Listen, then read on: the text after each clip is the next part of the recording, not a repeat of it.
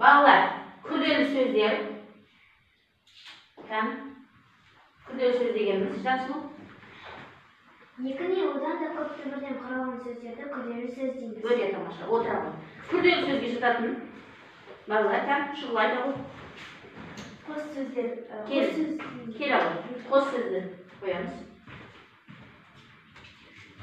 Қос сөздер, күрделі сөзден қос сөз шығады. Сіз қоямыз. Ал қос сөз туралы айтыңызшы. Екі не одан да көп сөздер құралғанды күрделі қос сөздер деп атаймыз. Қос сөздің, отыра ғой, қос сөздің неше түрі бар? Неше түрі бар? Қос сөздің үш түрі бар. Бірінші түрі? Бірінші түрі қосарланма. Қосарланма. Мысал келтіріңіз. Мысалы, әке шеше. Өте тамаша. Отыра ғой. Екінші түрі?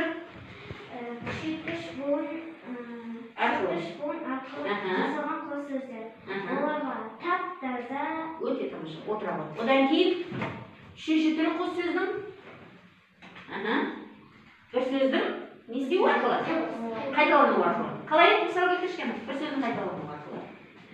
Тап-таза. Жоқ ол. Ол күшейткіш буын арқылы. Қайталану арқылы? Кезек-кезек. Кезек-кезек. Өте тамаша. Енді күрделі сөздің тағы қандай түрі бар екен? Біріккен сөз. Біріккен сөз. Келе ғой. Біріккен сөз. Біріккен сөз.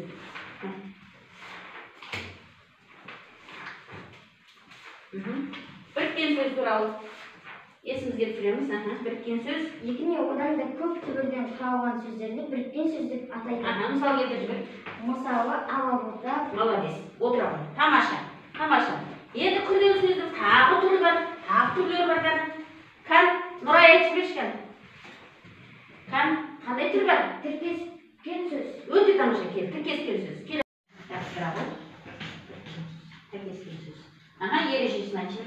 Екі немесе одан да көп түбірден құралған сөздерді тіркескен сөз деп атайды. Өте тамаша. Мысал келтіріп жүрсің Нұрай?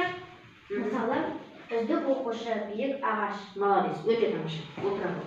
Ендеше балалар, бүгінгі жаңа сабағымыз осы күрделі сөздің ендігі түрі қысқарған сөз. Қысқарған сөз. Қысқарған сөз.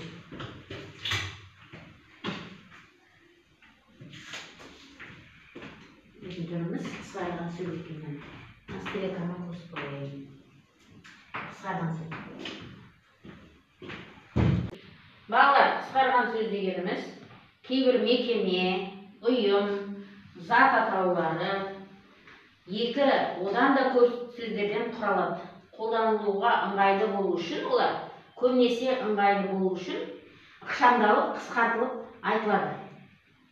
Мекеме атаулары бар, оқудың атаулары бар, Мысалы, мен сендерге қазір сол жөнінен алдарына мен бір қысқарған сөзді тастаймын. Ол неше түрлі болып, не істелінеді олар? Қысқартылады екен.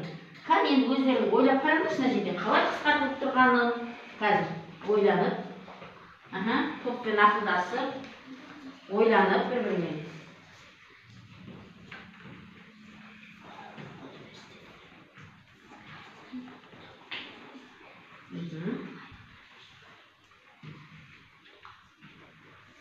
Қалай қысқартылып тұр екен мына сөздер?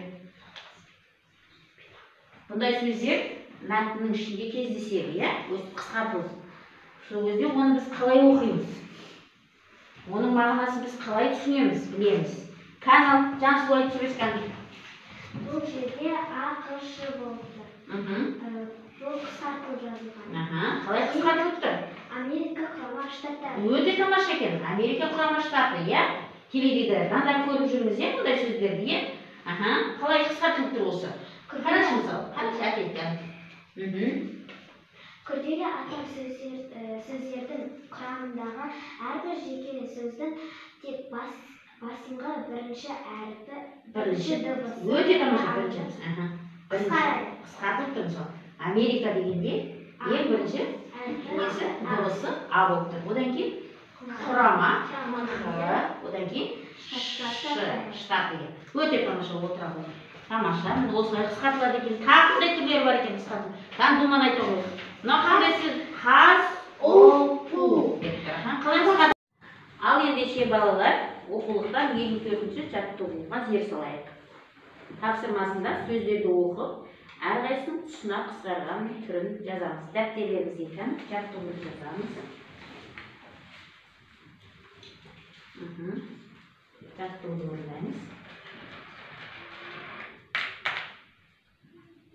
Тақтаға қайсымыз шығымызды Жансу келе ғой. Бірінші сөзімізді оқып жүрші кәні. Не деп тоқысқа? Бірінші сөзімізде бірден орта ұлы. Қалай қысқарып екен бұл? Б-О-О. Кел, жаза қойдық. Так, оқылуын тастап бар. Ана тақтаға орындайды. Азат жолынан бастаймыз. Балалар, е? Білеміз ғой? Тамаша, Жансу, отыра ғой. Тамаша. Тамаша.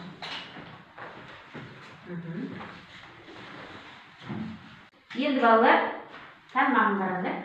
Қазір сендерге кім жылдам ойын таратып жіберемін. Тез орындап жібереміз, е? Бұл жеке жұмыс еді. Тез орындап, маған өткізе қойды.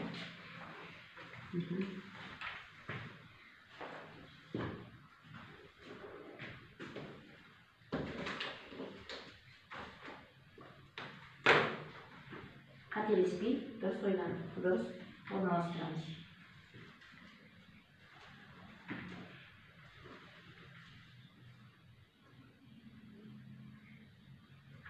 Шартты белгімен қоя бер.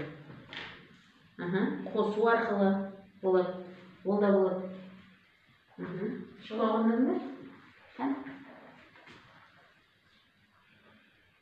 Өте тамаша. Шолақ, өте тамаша отырақты. Керемет. Кән тақтым болдық. Нұрай болдық. Кән Нұрайлықын тексеріп көріп.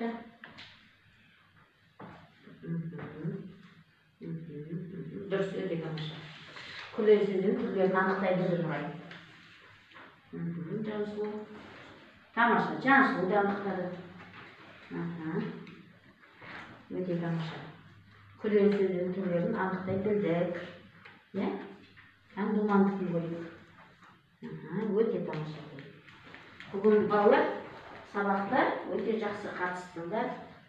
Ұйымшылдықпен енді сендерге кері байланысты жіберейін. Егер де бұл сабақ ұнаса, тапсырманың барлығын сәтті орындаған болсам, жасы түсті кеменің несін желкенін қоясыңдар. Егер де сабақты белгілі бір қиындықтар кездескен болса, онда сары түспен. Ал егер де мен ешқандай сабақты барысында түсіне алмадым, маған мұғалімнің көмегі қажет дейтін болсаңдар, онда қызыл түспен бояп желкенін қоя жіберіңдер.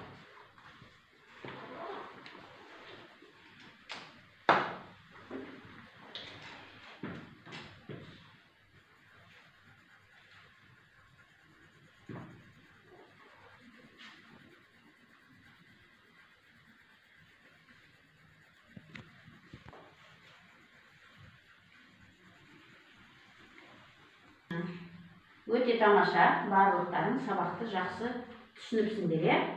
Жақсы. Ендеше үйге тапсырма, күнделіктеріңізді